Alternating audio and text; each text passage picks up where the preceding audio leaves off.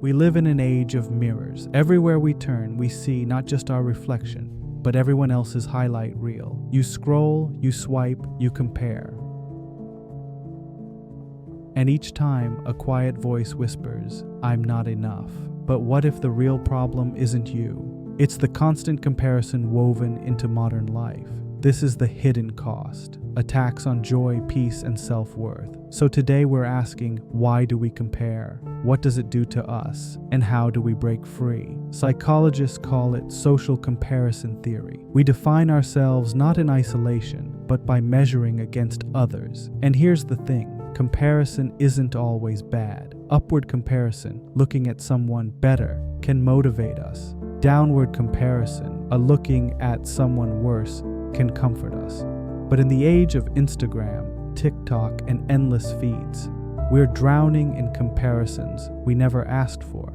It's no longer just your neighbor, your coworker, your sibling. It's a billionaire in Dubai, a model in Milan, a teenager with millions of followers. You're not comparing life anymore. You're comparing filters and losing every time. Ever notice how enough always shifts? You finally buy the car, then your friend buys a newer one. You get the promotion, then someone younger outpaces you. That's hedonic adaptation. We adjust so fast to new achievements that satisfaction evaporates. It's like running on a treadmill where the speed keeps increasing. You never get off, you just keep running. And comparison fuels the machine, making sure enough is always out of reach. Social media isn't real life. You know this, but your brain forgets. Because the brain doesn't process a curated feed as fiction. It sees it as evidence that she really is happier, that he really is richer, that their relationship really is perfect. Psychologists call this availability bias. We assume what we see most often is what's most true, but what we're seeing is the edited version of reality.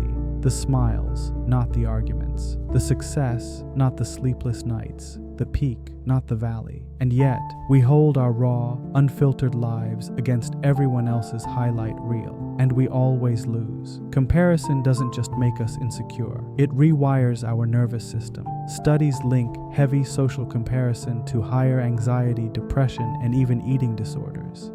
Why? Because every scroll tells your brain, you're behind, you're lacking, you're unworthy. Over time, that message becomes your identity. And worst of all, comparison robs you of presence. You're not living your life. You're benchmarking it. Not enjoying the moment, but grading it. Not asking, am I happy? But am I as happy as them? Here's the truth. Comparison isn't new. The ancient Greeks warned about envy. Religions around the world called it a vice. But back then, you compared yourself to your neighbor down the street. Now, you're comparing yourself to billions of people 24/7 in real time. What was once a human tendency has become a cultural addiction. It's not just envy anymore. It's engineered insecurity. Platforms profit when you feel inadequate because inadequacy makes you scroll, and scrolling makes them money. Let me tell you a story. A man in New York deleted all social apps for 30 days. At first, he felt lost, like he was missing the world. But then, something strange happened. He started to notice the world again. Meals tasted better. Walks felt calmer. Conversations went deeper. And when he came back online, he realized something shocking. Almost nothing had changed. The people he envied were still there. But he had changed because he stopped living through a lens and started living through his own eyes. So how do you break the cycle? Not by deleting every app,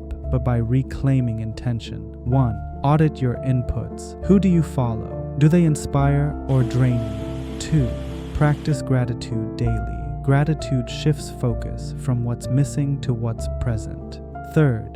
Anchor in purpose. When you live from your why, the scoreboard loses power. Because meaning isn't measured in likes, it's measured in alignment. Here's the radical truth. You are already enough. Not when you hit the next milestone. Not when you look like them. Not when your follower count doubles. Now. Because worth was never meant to be measured. When you stop asking, am I as good as them? And start asking, Am I true to me? You'll find a peace comparison can't touch. So let me leave you with this question. If the world went silent tomorrow, no followers, no applause, no audience, would the life you're living still feel like yours?